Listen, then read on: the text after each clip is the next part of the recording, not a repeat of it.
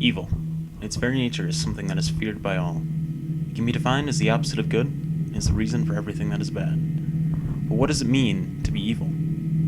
Is a lion evil when it kills the gazelle for food? Is a virus evil for killing millions of people even though it's doing what it can to survive in a world where the weak die out and the strong survive as a result of natural selection? Are you evil when you trim your lawn by slicing millions of organisms in half?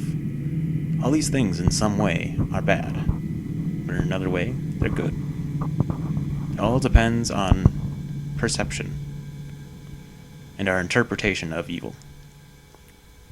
You see, evil is a concept that we created to better explain the world around us. When our ancestors killed animals for food, they considered this good because it gave them food, it gave them nourishment, and also gave them comfort in such a harsh world. However, when a large predator came looking for food and killed some of them, it was thought of as evil. To the predator, it probably thought of its action as good because it was also gaining food, nourishment, and comfort. You see, evil is determined by perspective. In September of 1999, Hitler and his party rose to power and took control of Germany because they promised economic prosperity in a country that at the time was suffering from economic hardship.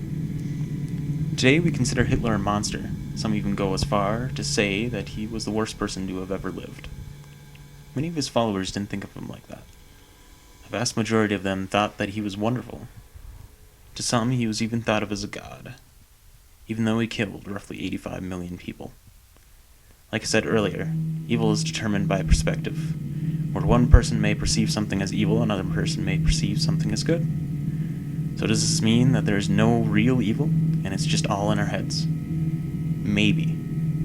If every person on this planet thinks of something as evil, then does that mean that that thing is evil? We could even take it a step further and say that if every living thing on this planet had cognitive function, and could decide if something was evil or not, and decided that this one thing in particular was evil, then does that make that one thing evil?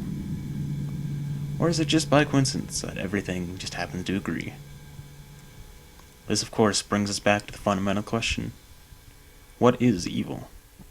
If it is everything that is bad, then does that mean that at the end of the universe, when everything is destroyed and all matter and energy is evenly spread out across the universe, then evil has overcome good? Does this mean that evil always wins?